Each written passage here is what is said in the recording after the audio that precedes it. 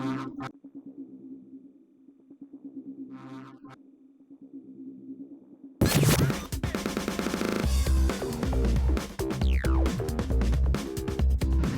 name is Jesse Hines, and I'm from the Outer Banks of North Carolina here.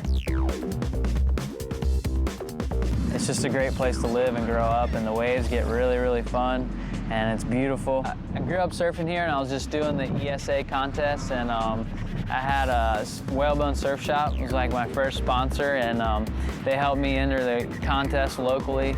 And Noah Snyder, he actually dated my sister for a little while, and that's how I started hanging out with him. He was like the best surfer coming up around here, so he would just take me, and I just got to watch him surf, and he would give me advice and stuff, and in contests, and then as I got older, we started traveling together, and then I got other sponsors, and eventually just actually got to get paid for surfing, and but it had a lot to do with the friends around here like Noah and my parents and a lot of those people that helped me out around here that got me to that next level where I was actually getting paid to do it.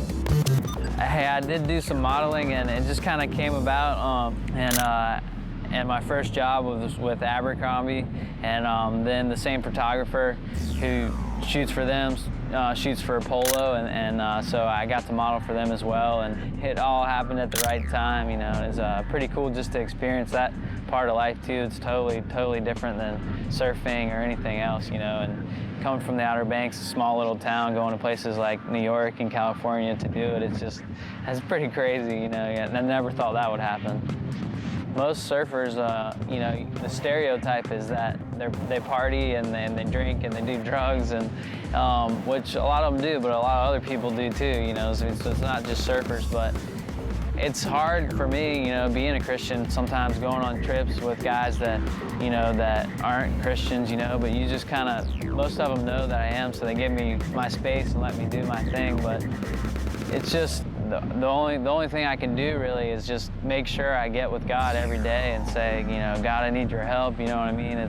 Because it's hard if you don't talk to him or you don't read the Bible, just like if you don't talk to your friend or your wife or your spouse or your parents, or, you know, you're gonna lose that close relationship with them. And if I don't do the same thing, if I don't just talk to God and let him know what's going on, then I don't have that like relationship. So it becomes way harder for me to stand up in certain situations and sort of resist the temptations that are out there, you know what I mean?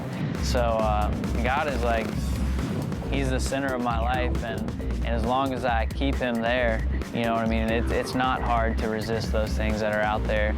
So as long as God is at the center, then he makes it easy for me.